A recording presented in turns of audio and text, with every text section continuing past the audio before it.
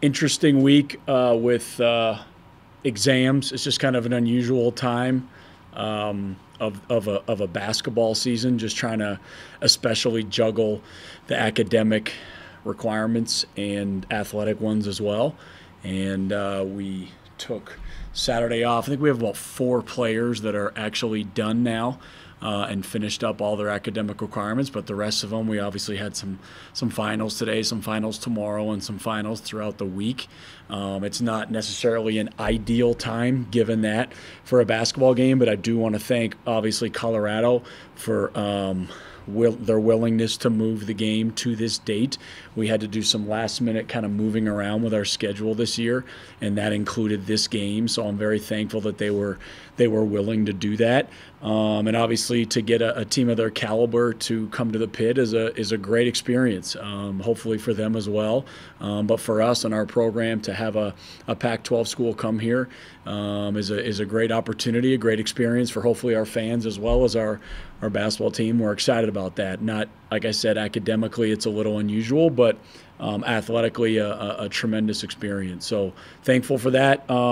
Injuries, everything is good. We have had some guys with some illnesses here lately, had an SID with some illnesses here lately, had a lot of different people kind of going through some things over the past week, and have had guys maybe in and out of different things, and had another 1 or 2 out yesterday as well. But I don't think it's anything that will keep anybody out of action tomorrow. Just kind of that time of year and people kind of getting run down with different viruses and stuff, but nothing substantial there. Academically, everything's going well there as well. And just getting prepared for tomorrow night's game now. We did practice yesterday. We are going to practice again today as well. And that'll lead us into tomorrow night's game. Again, a little unique just with some of the academic calendars some of these guys have here. But I think by the end of the week we'll be full scale and ready to go. I just heard about the donation from Meow Wolf, so thank you so much to Vince and them at Meow Wolf for making such a generous contribution to Lobo basketball. And right now, hopefully, we'll be able to get back on track and make Lobo basketball fans and Meow Wolf and everybody else happy again heading into the holidays. Is there a contribution component with that? Or are you just talking about the giveaway? Yeah, whatever he kind of contributed. Yeah, I thought that was awesome. Any update that you can give us on Corey? Nothing black and white right this second. He did some things over the last couple of days, and I'll probably meet with him today after practice. He did issue an apology yesterday. How has he handled everything that's happened since Tuesday, sitting out Friday, and everything that's followed that? Yeah, I had a list of things that I wanted him to kind of do. Not kind of do. I list of things I really wanted to give to him in order to go do kind of on his own time and his own accord.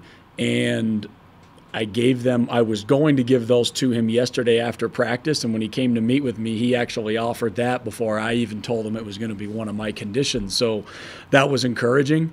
And I said, send me most of these kids when they're going to print something like that, I say, hey, just send me what you're going to write so I can take a look at it.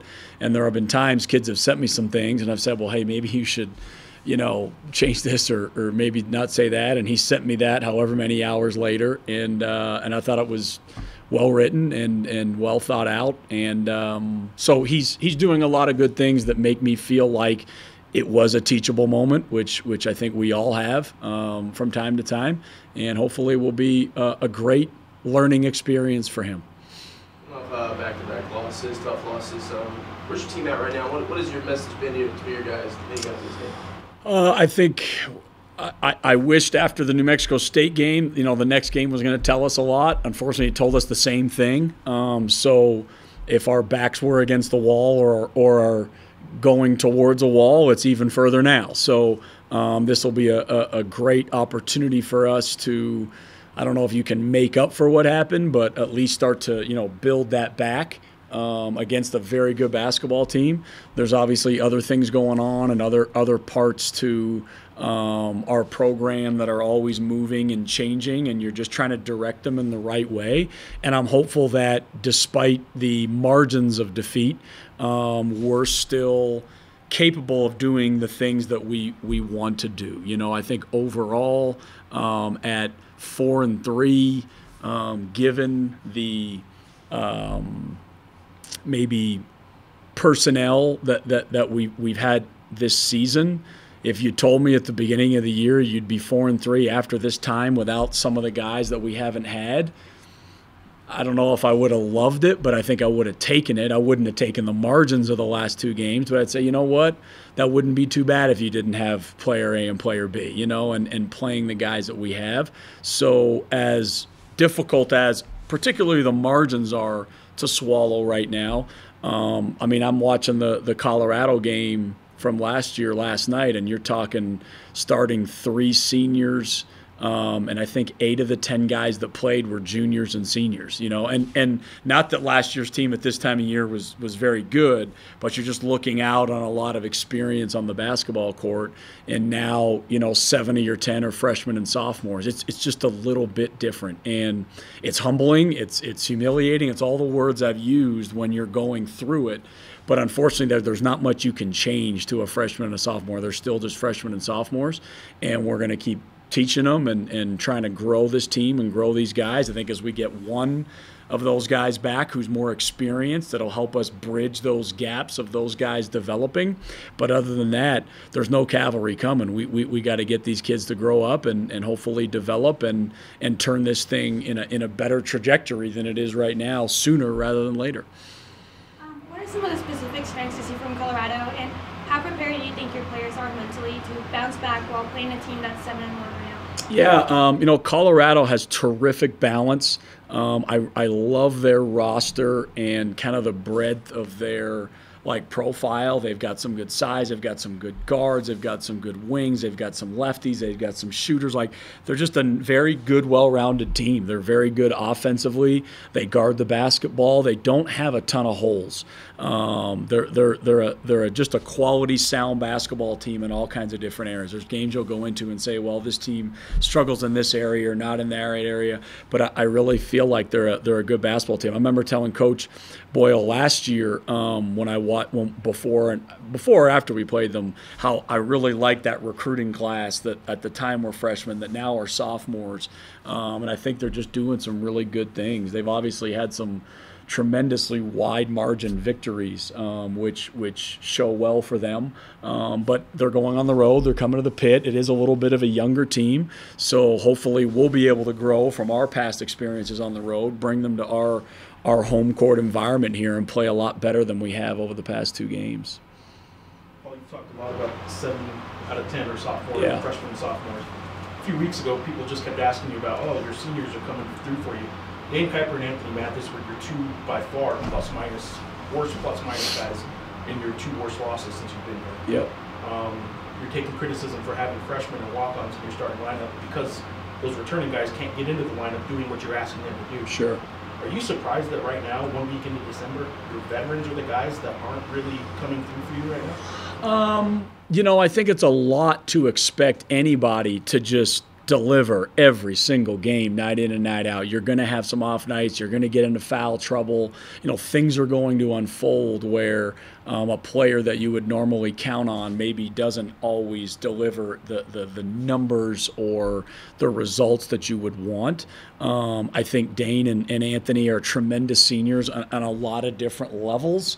If they both happen to play 1 or 2 bad games at the same time on the court, I don't know if that necessarily makes it more than just that. You know, I think if this is something we're talking about 4 or 5, 6 games from now, then I think maybe it will be a cause for concern. But right now, I mean, Anthony obviously is a tremendous shooter, has made a lot of great shots and big shots, and obviously, particularly in the past game, you know, just couldn't get him to go down. I don't know if I would want to make kind of larger observations than that. And they've both had some issues with foul trouble here and there. So I think as they work through that, hopefully it'll make our team better, all these other guys getting the experience that they have, and then they can get back their groove underneath them, and we'll be a better team overall. That speaks to the offense, but the starting lineup part, they're not doing the things that you've said for 2 years. Yep. Or the baseline of what you want your players to be doing. Does that part surprise you? Not so much just the shooting or the offense. For sure. And we talked about that, and we have talked about that. We need better individual defensive efforts from several guys who are capable of having good individual defensive efforts. And probably similar, I'm talking about shooting. I don't know if I'm ready to start making mass kind of judgments over what I hope to be one poor game, but now has become 2 very poor games. And so the question you're asking, I'm probably asking myself as well. I just don't know if I'm asking it quite to that same degree yet, because there is a game tomorrow night, and hopefully we'll be able to kind of bounce back and make that, I think I called it an anomaly, you know, a little bit of a bigger one, but still yet an anomaly. We're getting closer to Carlton being eligible. I know we're going to talk to you on Friday, but I was just curious to hear, what have you seen from him as we get closer to that date? And I'm sure he's excited. Yeah. I'm sure there's you know, he's practicing. Yeah, no, he, you know, whether it's been the frustration of not playing, the frustration of the losing, or the excitement of being able to play, or all those things getting jumbled into one, if we have a person that's leading us right now, it's him. If we have a person that's calling out teammates, it's him. If we have a person saying, touch that line, it's him. So that's been really encouraging, and we've all seen that for the last week or two. And like I said, I don't know if it's any one of those things or maybe a combination of 1 to 3 of those things, but I think that's encouraging for us to kind of see. And I think we're all kind of looking forward to that point, himself included, of bringing that to our team, even aside from what may be happening on the court, just that kind of a presence in our locker room and around our team with players that we need, that we definitely need. So on the court, he's a tremendous player. He's come a long way since he's been here, particularly with the kind of shape that he's in, and just based on the emotion that he has right now, I'm hopeful that will lead to a good year for him. He's earned it. He's deserved it. It's been a long, long haul for him, and hopefully there's some light at the end of that tunnel. Well, the last couple of games, is it something you can just explain away from a schematic standpoint, or is there something deeper? Is there? Yeah, I think when you're dealing with a margin of that size, I wish I could sit here and say we're going to do this and it's all going to get better. I think it's probably a combination of a lot of things, as I've done an incredible amount of reflection and film watching and analysis. I think we've probably seen this against Cal State Northridge, against Iona, against UTEP, but we were winning. And unfortunately, winning, well, maybe not unfortunately because you're winning, but winning will mask some things. I think success at times masks problems that lurk beneath the surface that probably in my own weakness saw them, but because you're winning, you let them go is the wrong word, but you're maybe paying attention to other areas or other things, and even though you see them, you don't think they're as big of a deal as maybe they really are. And then when you lose like this, you start to go back and go, you know what, we've seen those problems, we just haven't dealt with them. And that's probably across several different layers. And I'm glad we won the games that we did, and when we did win them, I think long term, both the wins and the losses are going to serve us very well. But if we look at it now, it's probably just trying to get these younger guys, not younger guys, but just kids caught up. And initially going into the year, I've talked about this with you guys at length. Recruiting freshmen and recruiting high school kids is something that takes patience and takes time. And I didn't go into the season expecting the freshmen to play very much. Just did not. We expected kind of some of these older guys to maybe bridge the gap while they learned this year, while they kind of sat on the bench and grew and developed. But obviously our fate had different ideas, and those kids have had to play, and they're in the fire. And we were able to win some games with them early, which is awesome. And now we've lost some games with them, which in a really weird way is also awesome, because it's for their own development and their own growth that they're going to take these bumps, and we're going to take these bumps. And then now when the experience starts to come back into the lineup, hopefully it'll make us a better overall basketball team. So yeah, you talked about obviously Anomaly having a couple of bad games starting freshman. I mean, do you look at it? Are you going to make any adjustments? And I know that you're a guy that really is about your brand of basketball. Are you willing to make any adjustments, even if, in a game when you're losing like that? Sure. What adjustments are you doing? Yeah, I mean, I think over the course of the 3 games in 7 days, it's really hard to adjust. It's really hard to go from one game, travel. We went from one game, which obviously we played well in, traveled for an enormous amount of time before we played the New Mexico State game. After the New Mexico State game, traveled again to travel again to get to St. Mary's. So even if you want to make adjustments, whatever those adjustments happen to be, in that three game stretch, there's no time to really do much anyways. After this past game, now we're into some academic stuff. So again, yesterday was our first practice. We have definitely looked and made some adjustments to some things, but until you can really get some guys in an area where you can start to work on things, it's hard, especially to tell a freshman and a sophomore, hey, instead of doing this on this angle, now we're going to do this and he's going to come from there. They're still trying to figure out what you've been teaching them to begin with. So it's kind of a tough battle between making adjustments that will actually help you succeed on a court, as opposed to making some adjustments that you think might help, but there's just not enough time to put it in anyways, and it might make you worse off, even if that adjustment, in theory, could potentially be helpful. Anthony Mathis tweeted out an apology after the NMSU game, and then he had a not-so-great game right after that. I'm sure it was very frustrating. And how do you, as a coach, help him get that confidence back, especially since you know he has potential after not that long ago having 7 3-pointers in the game? Coaching a three-point shooter of his kind of volume and proficiency is new to me, particularly in the era that we're in right now, as far as three-pointers are. It's become the game of basketball. You make threes, you win. You don't make threes, you lose.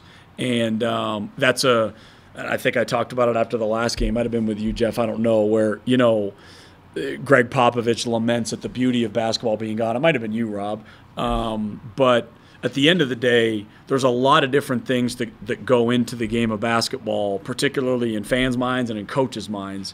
But the three-point shooting, analytically, wins or loses the basketball game. And for me, we've gone in and we've won a lot of games because we've made threes. And if you look back and look at, since I've been here, the big games we've won, invariably, it's because we made a lot of threes. And invariably, you'll look at all kinds of scores in all kinds of games. And again, I'm going to quote Greg Popovich, when you get the box score, the first thing you do, you look at the 3 points. And if you make them, you win, and you miss them, you lose. So someone of Anthony is so powerful because of his ability to win you basketball games. Unfortunately, with that, when you take a lot of threes and you miss a lot of threes, you're going to lose games. And when you go 4 for 26, you're going to lose games at the degree to which we just lost the game.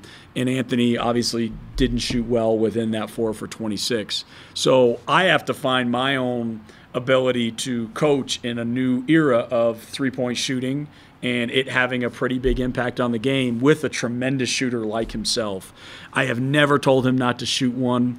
I think on film this year, we watched one. It was after the Bradley game when it was late and it was a time and score. It wasn't, I don't think you can shoot this. It was hey, there's a minute to go and we're up 8. Let's dribble this thing out and move it as opposed to firing it up.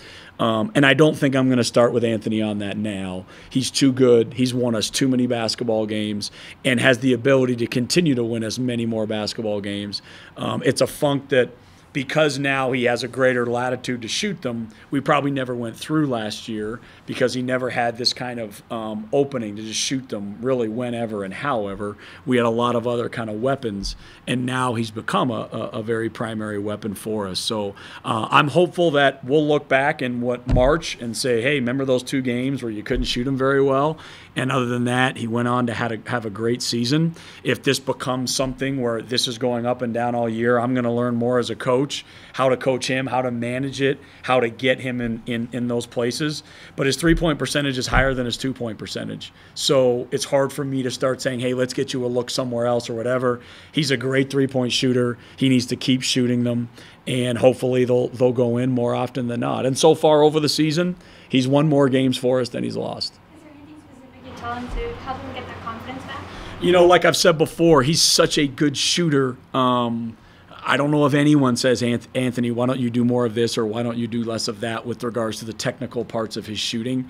I've broken down off the catch, off the dribble, location on the court, transition, half-court offense, press. Like, I've broken down every single part of his 3-point shots, and there is nothing so far this season that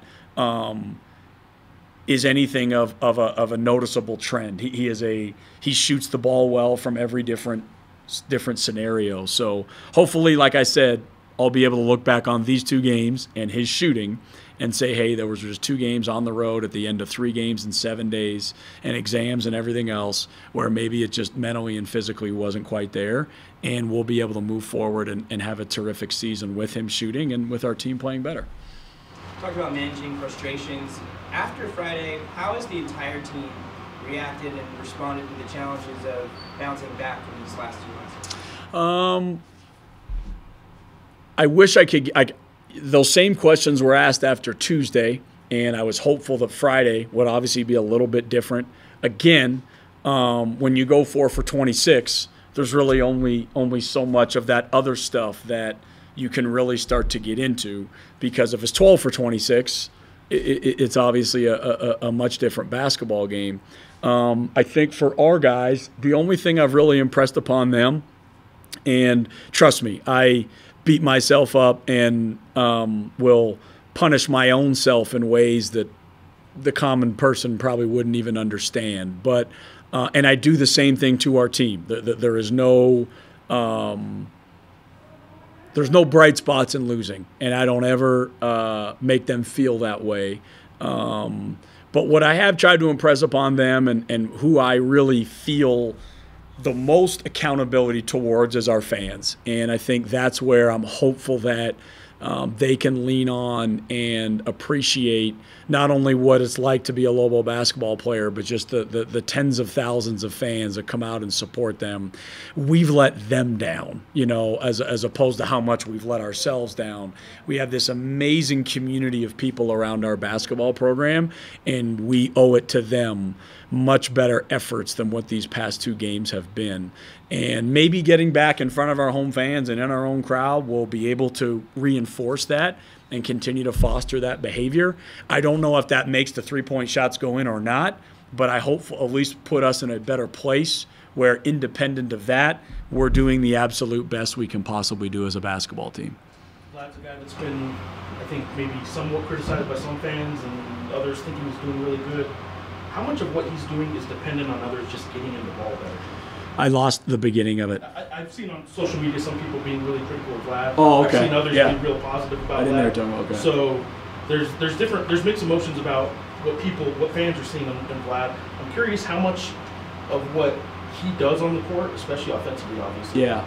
is so dependent on these other guys getting him the ball more. Yeah. And in ways he can actually. No, I'll be honest with you. I think if every college basketball coach gave up on a 6'10" big man in his freshman or sophomore year, the NBA would be half full of big men. I think if people gave up on Cameron Bairstow, I mean, I can go down the line of quality big men that it just takes a little bit of time. He's a 19-year-old kid who has done exceptional things for us in the last year and a half. He does not get the ball enough. He has our highest field goal percentage. In the St. Mary's game, was the only player on the court that could guard their guards. People talk a lot about our switching and how it hurts us. He kept those guards in front of him, and they stopped, and they turned, and they threw the ball right back out because they couldn't score on him. They could score on our guards, but they couldn't score on our bigs. So Vlad he's everything I want everybody on our team to be about. He's on the honor roll. He works his tail off. He plays through injuries. He doesn't complain. He's everything we want to be. We need to get him the ball more. He's going to continue to grow and develop, and I'm really excited about the player he's going to become. I think criticism, unfortunately, just comes with the territory in any sport, in any realm, and whatever it may be. But that would be nowhere near my thoughts on Vlad and what I think of him. Just, I mean, obviously talk about missing shots, everything, you know, but how much is it just like getting confidence back in this team? I mean, obviously you lost some confidence. I think that's a great question. I think as it evolves, I think, you know, you'll see the Golden State Warriors go through a stretch and the ball doesn't go in for a while and they lose some games. And I'm not equating us to them by any means, but I think over the course of a season, when you shoot a lot, it could be free throws, it could be threes or whatever, there's just going to be a stretch where they don't go down as much. And I think there's a little bit of, I even have a little bit of caution of like, okay, are we just going to overdo it trying to, hey, let's go have mind talks now and let's go have this and let's make it a bigger deal than it really is, you know, like Chuck Knobloch, like let's just get the ball to first base. You know what I mean? Like I want to make sure that I don't put too much into it and make what hopefully was a very small sample size of shooting into a longer one by my own doing, as opposed to letting our players just kind of work through it. All right. Thanks, Coach. Yep.